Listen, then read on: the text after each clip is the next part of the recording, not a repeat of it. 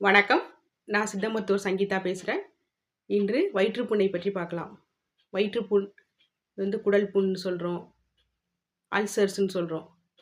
Gastric ulcer, duodenal ulcer, peptic ulcer என்று அல்சர்கள் பல வகைகள் உள்ளது.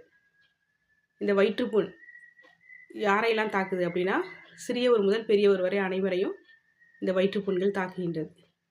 இதற்கு பொதுவான காரணிகள் அப்படி என்னன்னு பார்த்தா, அதிக காரமுள்ள உணவுப் பொருட்கள், புளிப்பு சேர்ந்த உணவுப் பொருட்கள், மசாலாக்கள் கலந்த உணவுகள், எண்ணெயில் பொரித்த உணவுகள், பதப்படுத்திய உணவுகள், அதிக கடினத்தன்மையுடைய உணவுகள், சீஸ் பர்கர் அப்படியே அதிகமாக சாப்பிட்றதாலையும் இந்த அல்சர் காணப்படுகின்றது.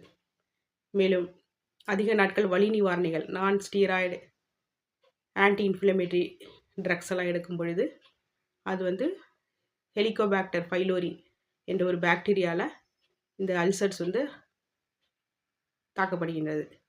அதனால் குடல் புண்கள் மேலில் காணப்படும் கவசங்கள்லாம் அழிக்கப்பட்டு குடல் புண் ஏற்படுகின்றது. இந்த குடல் புண்கள் அது எப்படி இருக்கும், அந்த இதுனா கடிக்கும் உணர்வு அல்லது எரிச்சல் உணர்வு இதெல்லாம் தரும். சாப்பிட்டவுடன் அது மோஷன் போகணும்னு ஒரு எண்ணங்கள்லாம் ஏற்படும். அது வாந்தி, வயிற்றுப்போக்கு இதெல்லாம் இந்த அல்சரில் ஏற்படும். அல்சர் இதை எப்படி குறைக்கலாம் அப்படின்னா, இது 2 வாரங்களில் நம்ம ஈஸியாக இதை சரிப்படுத்தலாம். மென்மையான பொருட்கள்லாம் சாப்பிடணும், ரொம்ப கடினத்தன்மை உள்ள பொருட்களை சாப்பிடக்கூடாது. கஞ்சி, கேழ்வரகு கூழ் இது போன்ற பொருட்களெல்லாம் சாப்பிடணும். அதுவும் எளிமையான பொருட்கள், காரம் இல்லாத பொருட்கள்லாம் சாப்பிடணும். முட்டைக்கோஸ் சாறு இதெல்லாம் வயிற்றுப்போக்கு நல்லது. சித்த மருத்துவத்தில் மாதுளை மணப்பாகு, அது போன்ற மணப்பாகு, வெள்ளை பூசணி சாறு, வில்வ மணப்பாகு இதெல்லாம் சாப்பிட்டா நல்ல ஒரு இந்த அல்சர் சீக்கிரம் சரியாகும்.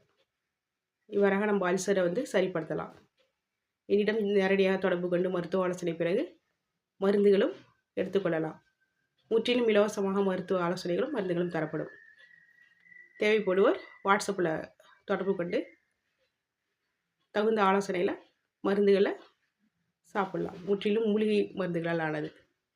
இதை சாப்பிடும் பொழுது குடல் தொந்தரவுகள் வயதானவர்களுக்கெல்லாம் சீக்கிரம் சரியாகும்.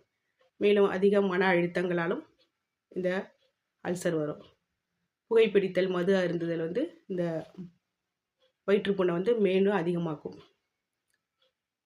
அதனால் நம்ம வயிற்றுப்புண்ணை என்ன காரணங்களால் வருதுன்னு கண்டுபிடிச்சி அதை ஈஸியாக நம்ம மூலிகை மருந்து மூலம் சரி செய்யலாம். இந்த சேனலுக்கு லைக் பண்ணுங்கள்.